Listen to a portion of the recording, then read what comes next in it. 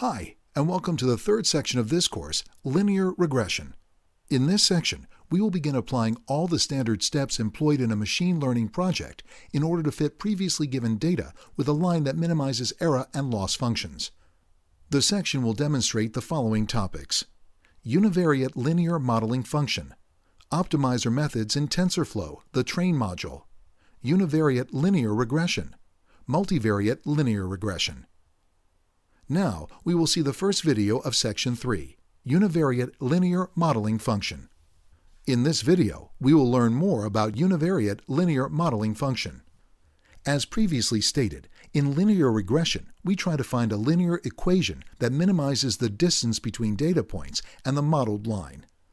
Sample data generation.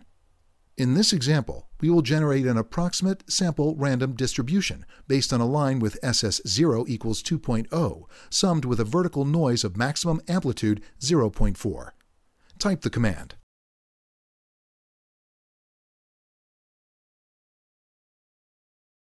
And the resulting graph will look like this.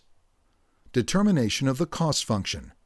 As with all machine learning techniques, we have to determine an error function, which we need to minimize. That indicates the appropriateness of the solution to the problem.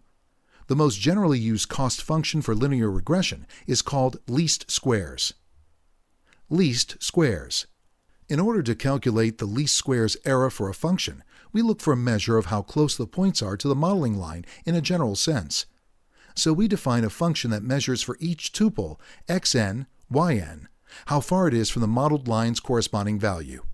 For 2D regression, we have a list of number tuples x0, y0, x1, y1, xn, yn, and the values to find are beta 0 and beta 1 by minimizing this function. In simple terms, the summation represents the sum of Euclidean distances between predicted and actual values. The reason for the operations is that the summation of the squared errors gives us a unique and simple global number. The difference between expected and real number gives us the proper distance, and the square power gives us a positive number, which penalizes distance in a more than linear fashion. Minimizing the cost function. The next step is to set a method to minimize the cost function.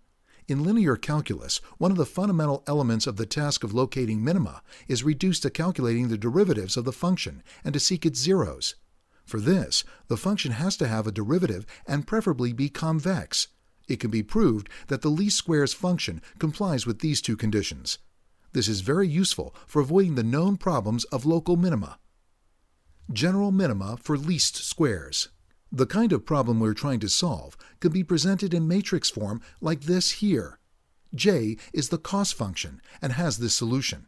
In this section, we will use an iterative method gradient descent, which will be useful in the following sections in a more generalized fashion. Iterative methods, gradient descent. The gradient descent is by its own nature an iterative method and the most generally used optimization algorithm in the machine learning field.